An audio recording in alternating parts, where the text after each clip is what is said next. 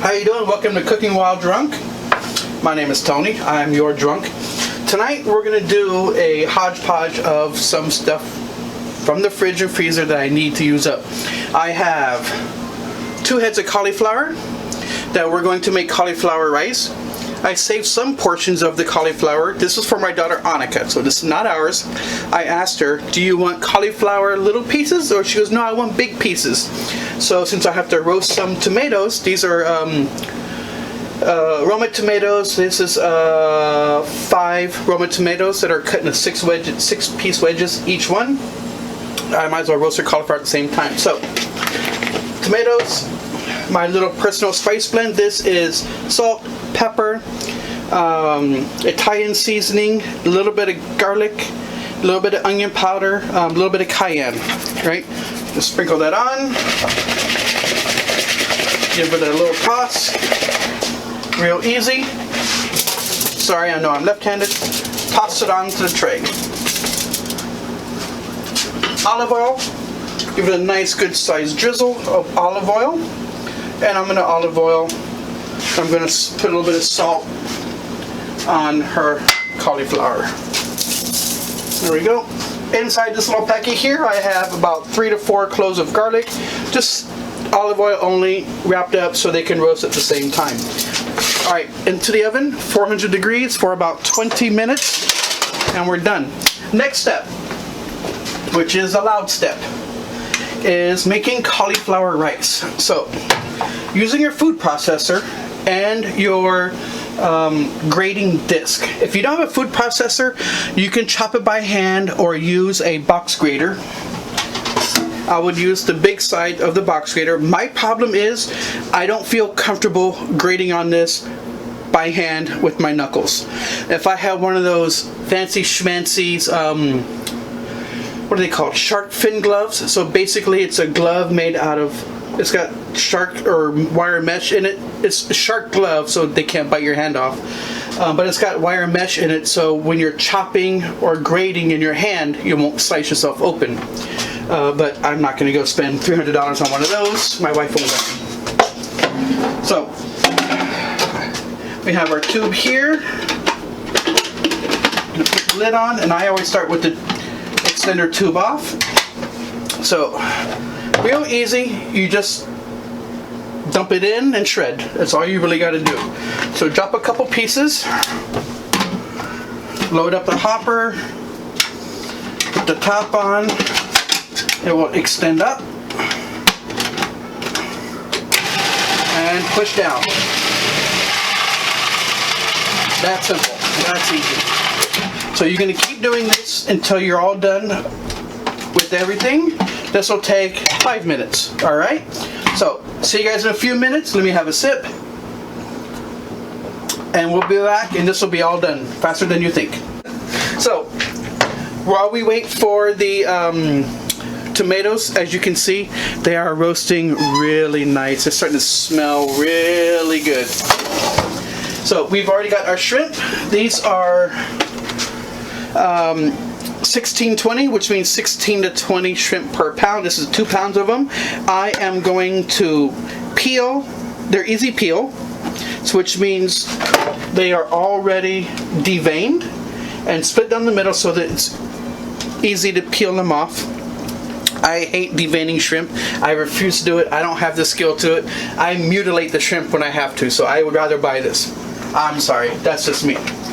We're going to prep the shrimp. I already have my onion prepped, so we'll be back in a few minutes. As soon as the tomatoes are done, we're ready to rock and roll. Welcome back. Alright, first of all, I'll get to what I'm sipping on. I remember. So, I went out and got a big bottle of vodka.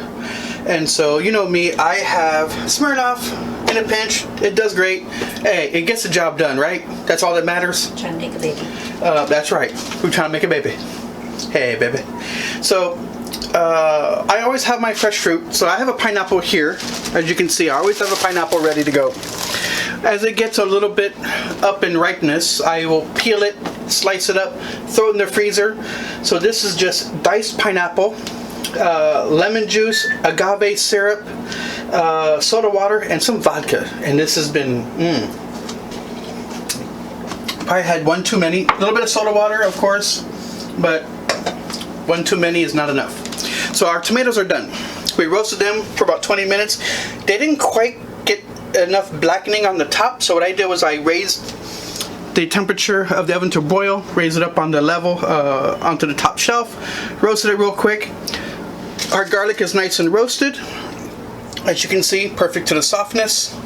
We're gonna leave the tomatoes for now. We're gonna start the cauliflower rice. So we're gonna get our pan started.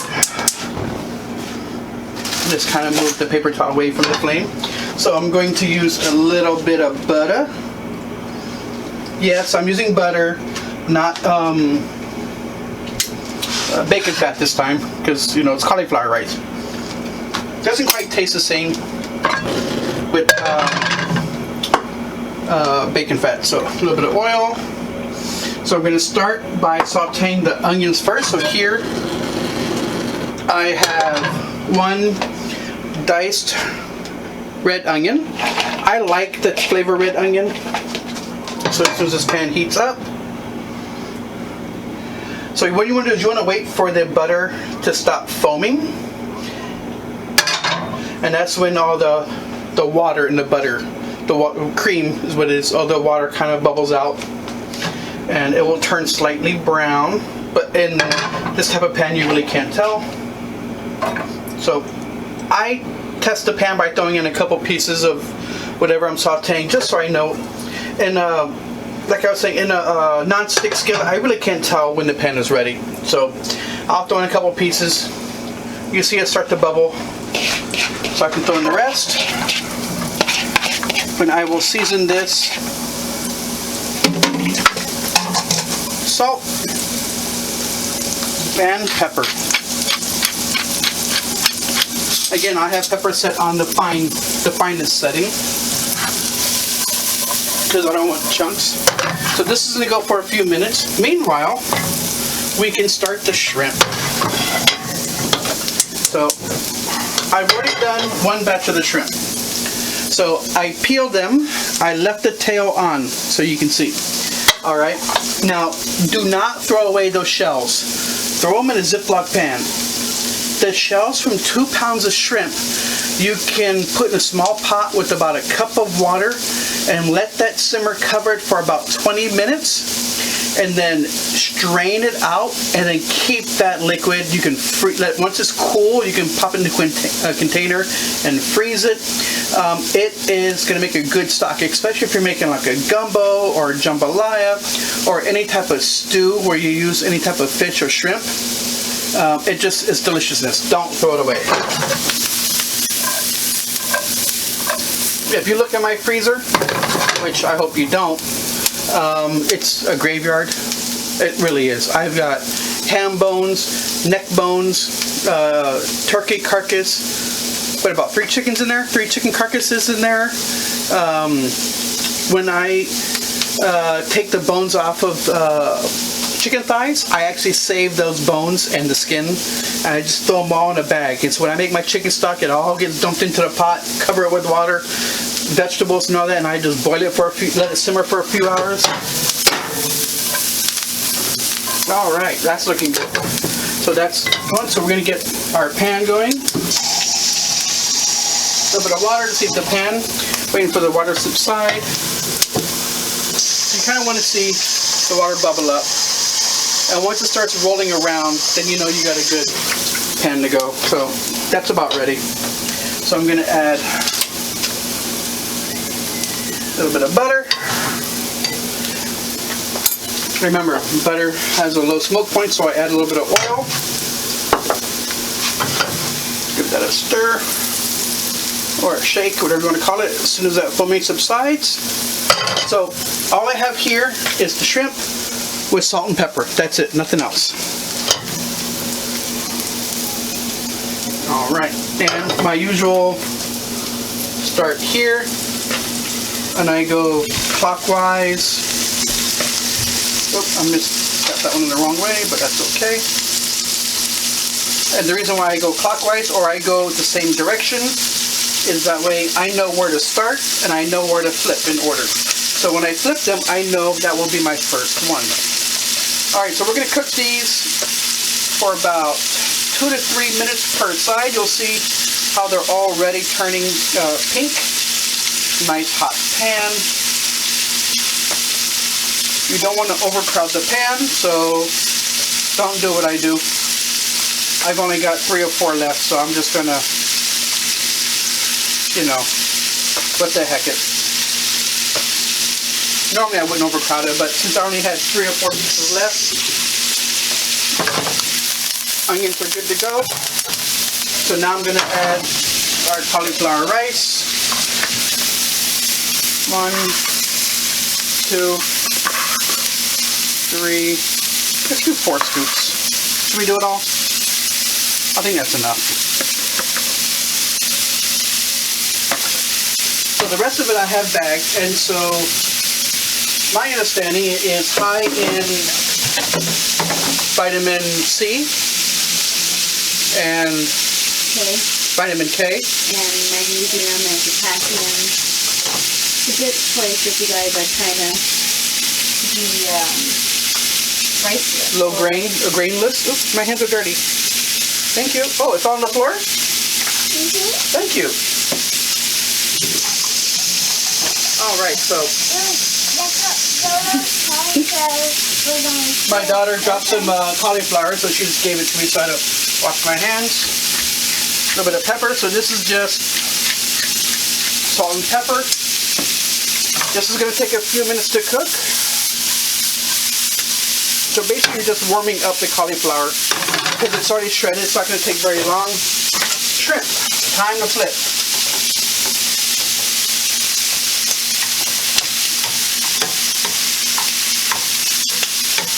And just so you know, I am not used to multitasking like this, so this is actually a really good experience for me.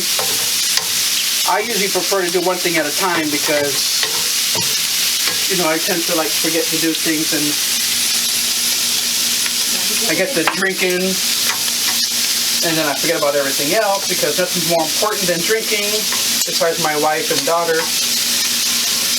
Yeah, right. If you get drunk tonight, then you know what I get. Get to sleep. BMD. Is that what we call it? That's what I call it. So, a couple more sides on this, and then we'll be right back to show how we're going to plate it all up. So in the meanwhile, I have my cauliflower rice going. It's simmering away. Got a little bit of liquid in there. It's starting to come out. Starting to brown up really nice. And then we'll be ready to plate. So, see you in a few minutes. Chug, chug, chug, chug, chug, chug. Okay, I didn't really mean it. Calm down. All right, welcome back. So our shrimp is done. Our cauliflower rice is done. So total time for cauliflower rice took about 3 to 5 minutes. Took a little longer in this pan. So basically, take a spoon every couple of minutes, stir it up like I did. I just do the one hand pan stir. Give it a taste test, see if that's the texture you like. We like it so it has a little bit of a firm texture. I don't know, we like everything al dente, don't we? All right, so let's plate. So we're gonna do a couple scoops of cauliflower rice. Oh, that looks really good. So with the tomatoes, I mixed up with the garlic. So I smashed the garlic in a little bowl, the roasted garlic, mixed with the tomatoes. Put a couple tomatoes. Oh my god. And it was really hard for me not to keep snacking on the tomatoes. I just love roasted tomatoes. And no, sorry, this is all a mess. There we go. A couple pieces of shrimp. Oh my god, they look so good. I actually didn't dry out the shrimp. I'm amazed. Usually when I cook shrimp without the shell, I tend to dry it out, which is why I always cook with the shell on, because the shell does have flavor in it. But this time I'm like, you know what? I'm gonna do it without it, and I actually did it really good. And how about a little Parmesan cheese, shall we?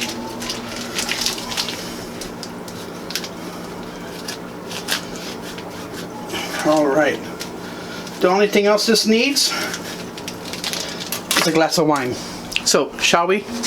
Let's get It's hot out. Well, I'm always hot and sweaty. So this is I Am, and this is a Pinot Grigio. And it's a twist off. Who cares if it's a twist off or a cork or a glass cork? We had a wine the other day that was a twist off cork. It was called Helix. The cork company was called Helix, and they make it specially for certain wineries. That way you don't have to insert a cork all the way down, then use a tool. It's actually, you can twist it off, and then you can just cap it and then pound it on. So let's give this one a taste. I have a nice glass right here. So I Am Pinot Grigio. I don't know where it's made. Wine of Romania. It is made in Romania. It's imported. I did not know this is made. I didn't know this is imported. So let's see. That's delicious. Ooh, a little citrusy. Little tart, a little dry. Delicious. So, there we go. We have our cauliflower rice and shrimp over a bed of roasted tomatoes. We've got a nice Pinot Grigio to drink, and we're gonna have some fun tonight. Thank you for watching Cooking While Drunk. Don't forget, hit that button, subscribe. And in the comment section, let me know what you like. Let me know what you want me to make. I'm kind of running out of ideas. If you think of a dish I've never made before, send it anyways, and I will give it my best shot. All right? Thank you for watching. You guys have a good night.